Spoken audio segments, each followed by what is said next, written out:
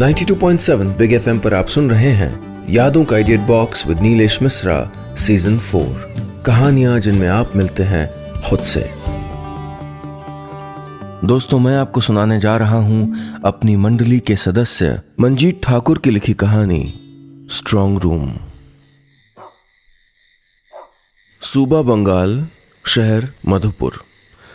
Main road से हटके एक गली सी है, उसी में एक स्कूल की बड़ी सी इमारत है।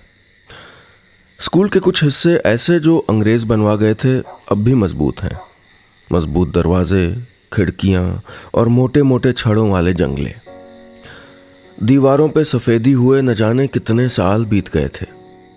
पलस्तर झड़ रहे थे और अभी रात के 11 से ज्यादा का वक्त हो चला था।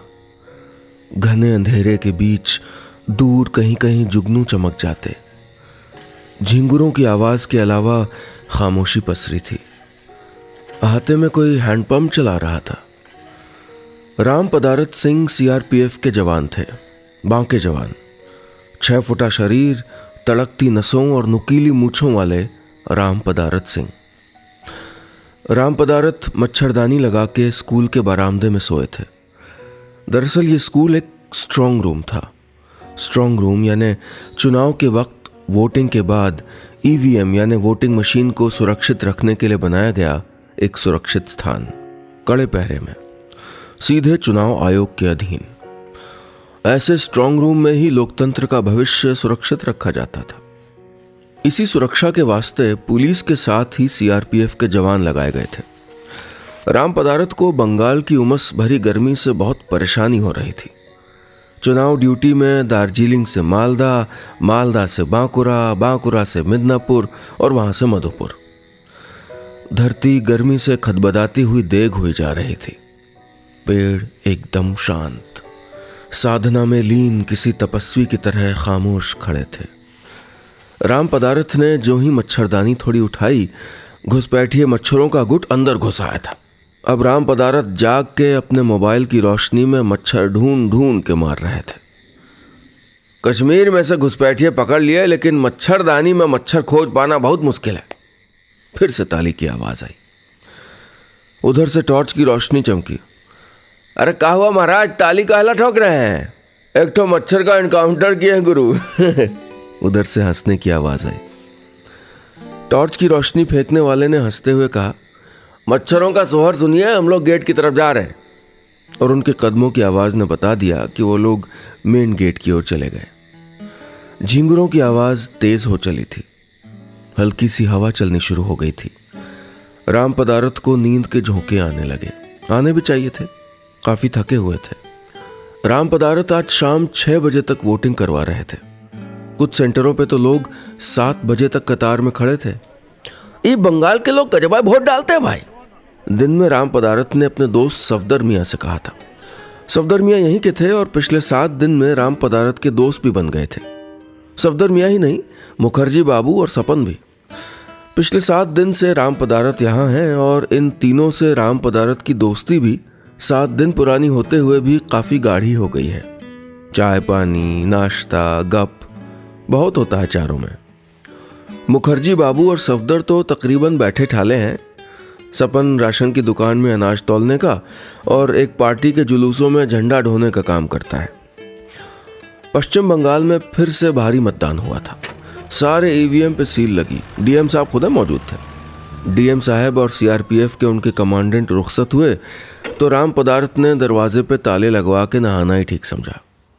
उमस के मारे समूची देह में गमौरियां निकल आई हैं। अब सील 16 तारीख को ही खुलेगी, जिस दिन वोटों की गिनती होगी, और तब तक ये स्कूल राम पदारत और उनके 11 साथियों के कब्जे में है, सुरक्षित। अभी अगले 16 दिन तक ये स्कूल ही उनके जैसे 11 और सीआरपीएफ जवानों का घर था। इन जवानों का तो स्कूल में ही खाना पकाना, नहाना धोना सब होता था। स्कूल एक तरह से किले में तब्दील था। राम पदारत अपने बिस्तर पे लेटा पहलू बदल ही रहा था कि अचानक खटका सा हुआ। लगा कि कोई स्ट्रांग रूम का दरवाजा पीट रहा है, लेकिन वो कमरा तो सील है। पल भर को राम पदारत को लगा कि मुखर्जी का सुनाया स्कूल में रहने वाले भूतों का किस्सा सही तो नहीं है। 92.7 बिग एफएम पर आप सुन रहे हैं यादों का edit box with Nilesh Mishra season 4, कहानियां जिनमें आप मिलते हैं खुद से। दोस्तों, मैं आपको सुना रहा हूं अपनी मंडली के सदस्य मंजीत ठाकुर की लिखी कहानी स्ट्रॉन्ग रूम। इस कहानी में अब तक आपने सुना पश्चिम बंगाल के कस्बे मधुपुर में चुनाव ड्यूटी में तैनात सीआरपीएफ के जवान राम पदारथ सिंह रात को स्कूल के पोलिंग बूथ में सोने की कोशिश करते हैं कि तभी उनको एक आवाज़ सुनाई देती है। उन्हें लगता है कि लोगों की सुनाई भूतों की कहानियां कहीं सच्ची तो नहीं। अब आगे। राम पदारथ बेंचों को जोड़ के बनाए अपने बिस्तर पे उठ बैठा था। दरवाजा अंदर से खटखटाया गया था, लेकिन अब चारों तरफ खामोशी थी। स्कूल में पहरे पे चौकस लोगों की हल्की बातचीत के सिवा अब कोई और आवाज नहीं आ रही थी। जिस तरफ बरामदे में वो सोया था वो अंधेरे की तरफ था।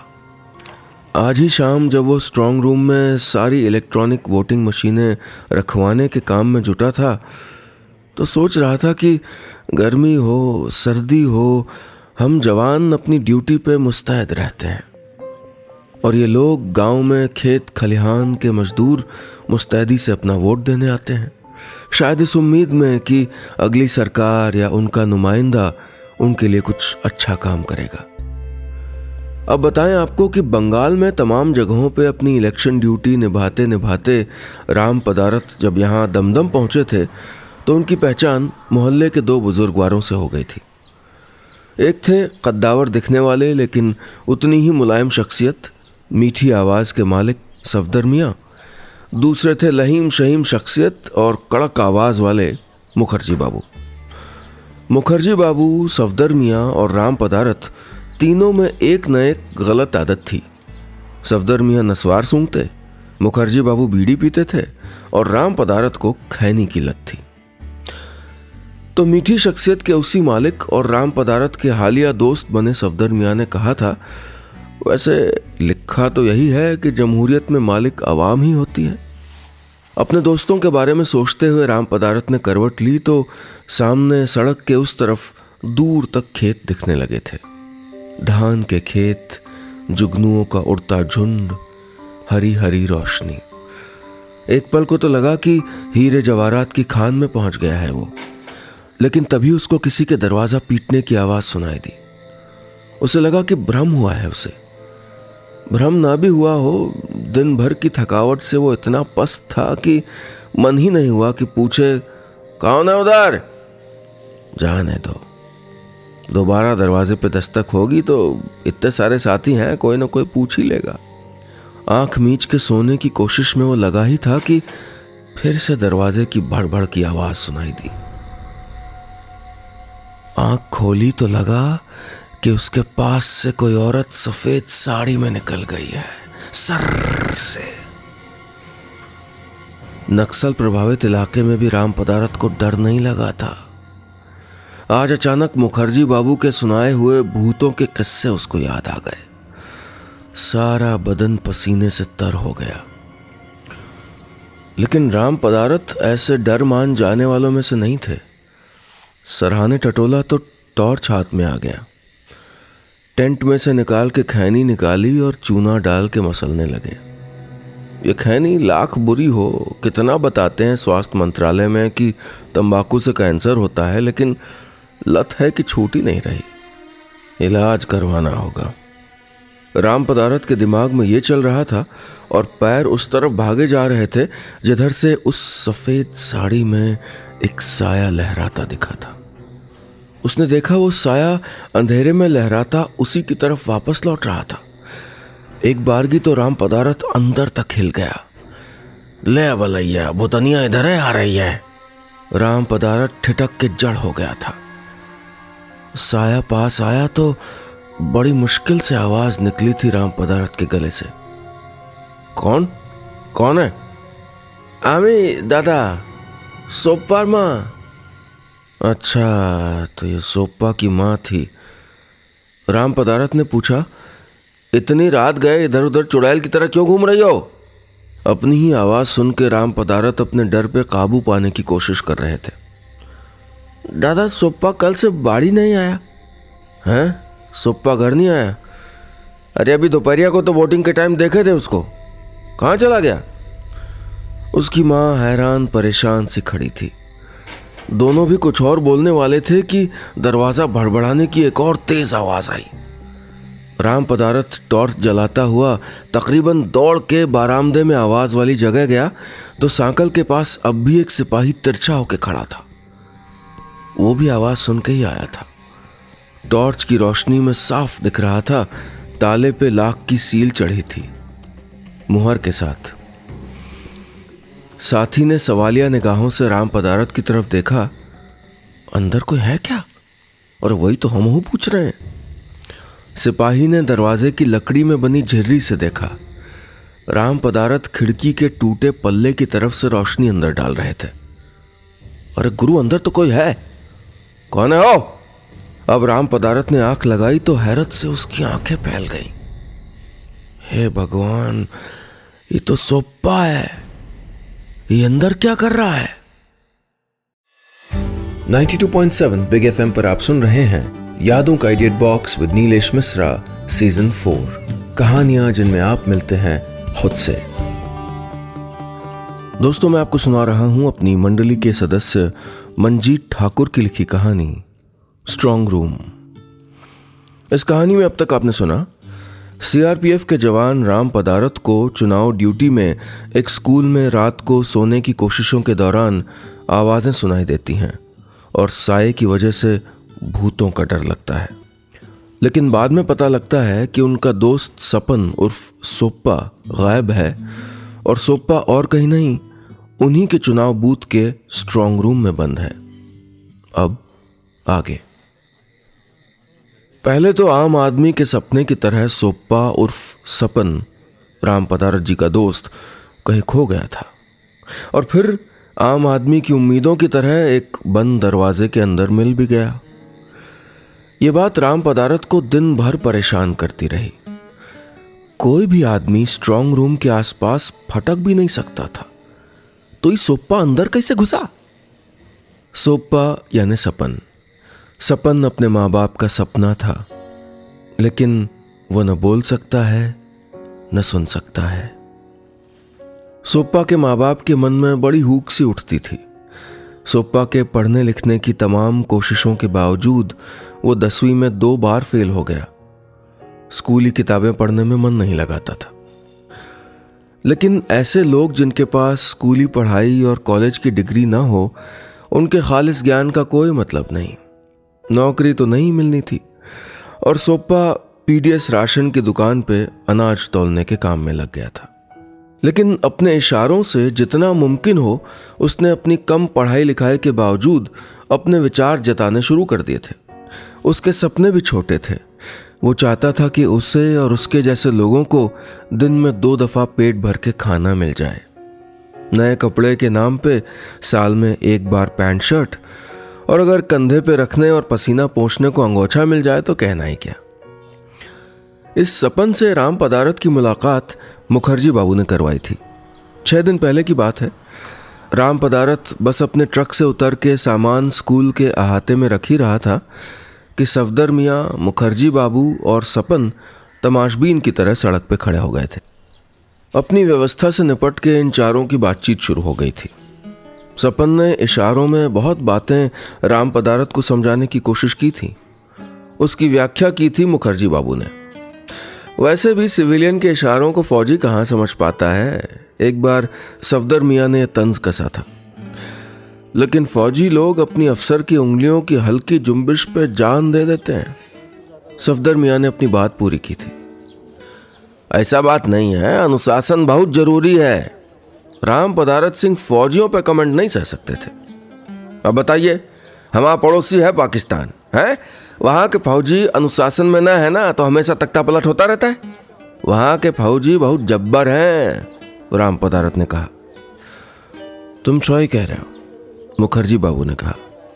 उनकी आंखों में सन 71 के कुछ दृश्य घूम रहे थे। अब देखिए महाराज, देश में लोकतंत्र को मजबूत बनाने के लिए फौज को ताकतवर माने स्ट्रांग बनाना होगा। ये स्ट्रांग रूम देख रहे हैं ना, इतना स्ट्रांग होगा।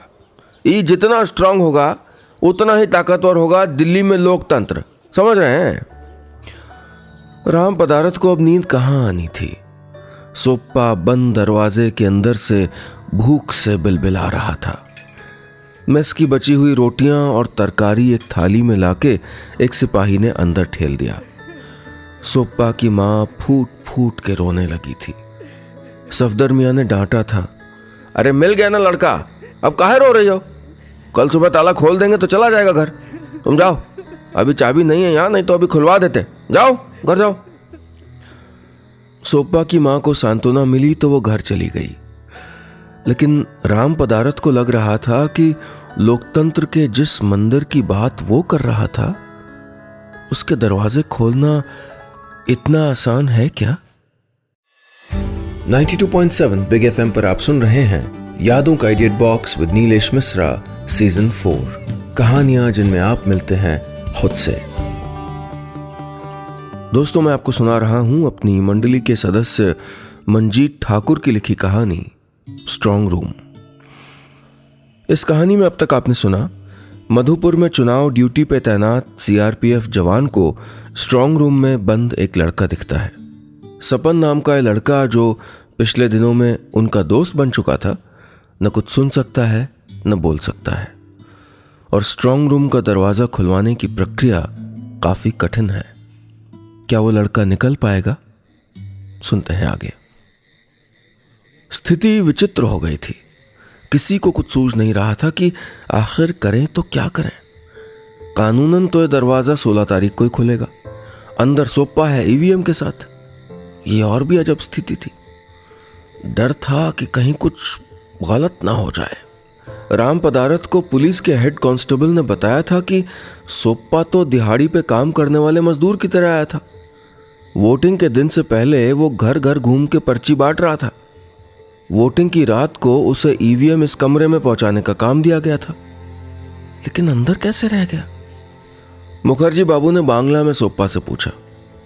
अब इशारों इशारों में सपन ने उनको बताया कि ईवीएम लाते लाते वो काफी थक गया था। दिन भर की मेहनत से थका, पसीने से लथपथ जब वो इस कमरे में कई खेप ईवीएम ला चुका था तो एक बार धप से बैठ गया था, मानो टांगों ने जवाब दे दिया हो।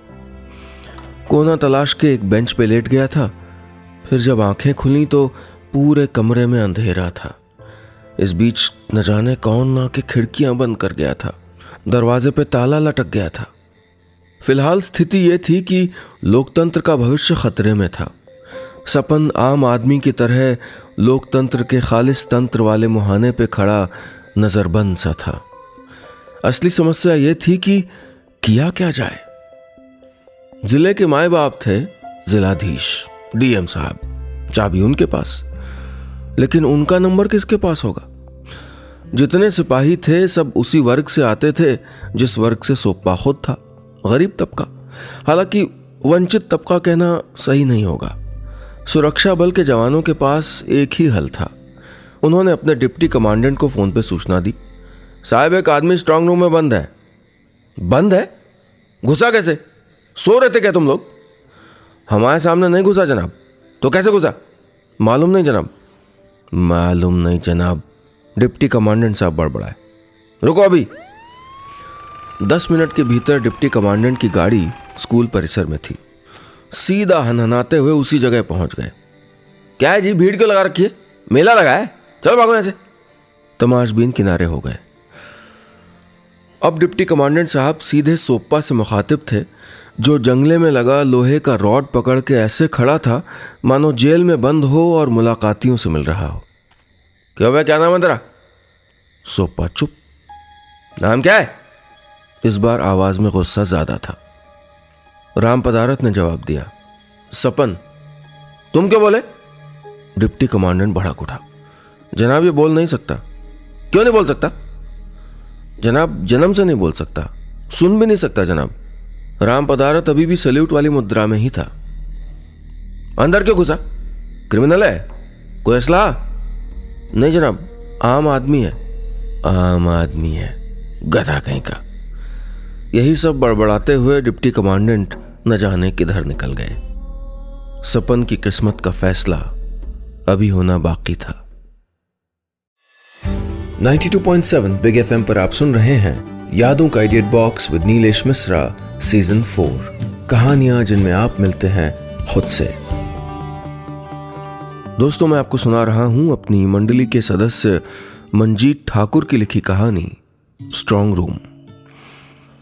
इस कहानी में अब तक आपने सुना, चुनाव ड्यूटी में ईवीएम रखने की इमारत यानी स्ट्रांग रूम में सीआरपीएफ के जवान राम पदारथ सिंह एक लड़के को बंद देखते हैं।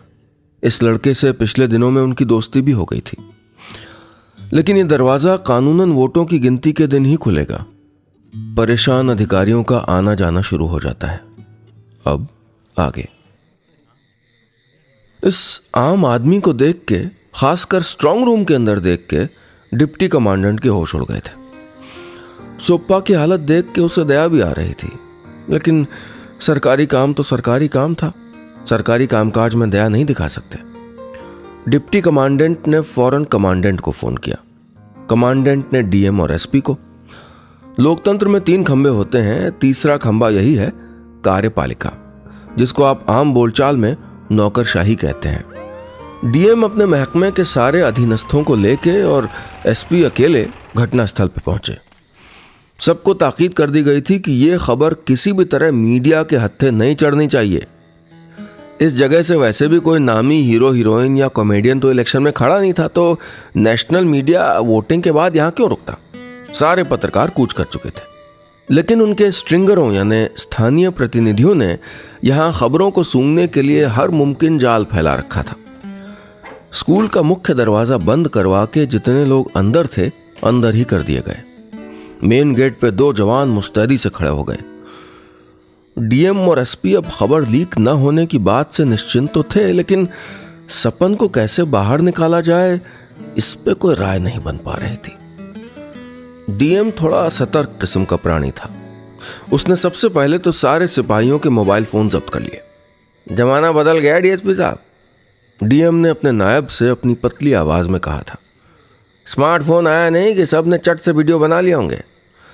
केंद्रीय बल के जवानों के भी मोबाइल फोन जमा करवा लिए गए और एक आदमी को काम दिया गया सारे मोबाइल फोन में से ढूंढ ढूंढ के वीडियो डिलीट करना।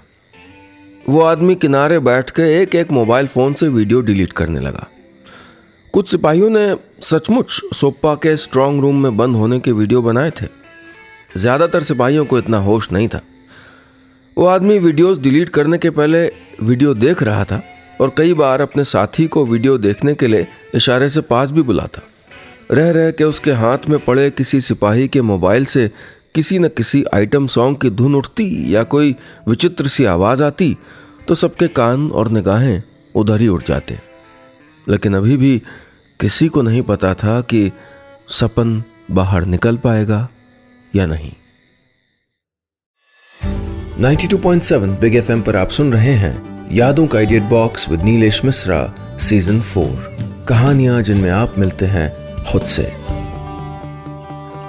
दोस्तों, मैं आपको सुना रहा हूं अपनी मंडली के सदस्य मंजीत ठाकुर की लिखी कहानी स्ट्रांग रूम।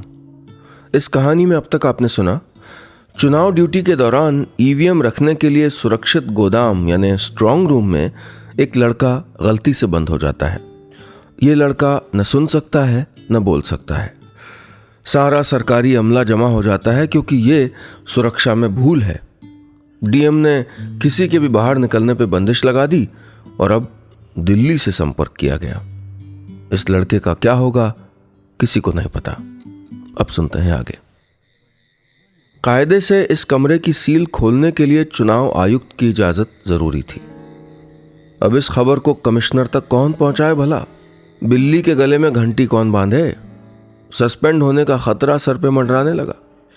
एक डर यह भी था कि राजनीतिक दल इस मामले को साजिश न करार दें और आरोप न लगा दें कि ईवीएम से छेड़छाड़ हो गई है। डीएम साहब के चेहरे पे हवाइयां उड़ रही थीं। उनका मन कर रहा था कि उन सब लापरवाह लोगों को पहले तो जी भर के गालियां दें और उसके बाद एक एक को चुन चुन के सस्पेंड कर दें। सब के सब गधे हैं, निरे गधे। माथे पे चौचुहा आई पसीने की बूंदें पोंछते हुए उन्होंने कांपते हाथों से आखिरकार फोन लगा ही दिया। कमिश्नर मुख्य सचिव से होती हुई खबर आखिरकार दिल्ली चुनाव आयोग के दफ्तर पहुंच गई। जवाब इतना ही मिला, इंतजार करें, स्थिति को जस का तस बनाए रखें। मुखर्जी बाबू, सफदर मियाँ समेत तमाम लोग स्कूल के अहाते में ही रह गए थे। सिर्फ डीएम और एसपी साहब ही स्कूल के बाहर जा सकते थे। सोप्पा केवल दरवाजे से सटा टुकुर टुकुर सारी गतिविधियां देख रहा था। सिपाही राम पदारत के हाथों से स्थिति बाहर निकल गई। पहले भी कौन सी स्थिति उसके हाथ में थी। देश में अहम फैसले लेने का काम एक परीक्षा पास कर आए कुछ खास लोगों के जिम्मे है। उन्हीं के हाथों में सारी परिस्थितियां होती हैं। अगली दोपहर को चुनाव आयुक्त महोदय आए तो स्थिति में कोई बदलाव नहीं आया था। उनके आदेश का शब्दशः पालन करवाया था डीएम ने। बहरहाल शाम को जब सूरज ढलने की तैयारी में था और देश में बाकी जगहों पर चुनाव प्रचार का आखिरी घंटा चल रहा था, मधुपुर के स्ट्रांग रूम से एक पुलिस वैन निकली थी। सबने बस वैन को जाते हुए देखा था। राम पदारत, सफदर, मुखर्जी मुशाय, सोप्पा की माँ, सब बस वैन जाने की दिशा में देखते ही रह गए। सोप्पा निकाल लिया गया था। डीएम साहब के पेशानी पे पिछले कई घंटों से आया हुआ पसीना सूख गया था। ऐसा इसलिए क्योंकि डीएम साहब से लेके एसपी साहब तक किसी के सस्पेंशन का आदेश नहीं आया था। स्कूल की उस इमारत में जहां स्ट्रांग रूम बनाया गया था, एक बार फिर से वैसे ही रात हुई थी। वैसा ही अंधेरा था, वैसे ही जुगनू चमक रहे थे। दूर से वैसे ही जनरेटर गड़गड़ा रहा था। कुछ भी नहीं बदला था। परसों रात की तरह आज भी राम पदारत को नींद नहीं आ रही थी।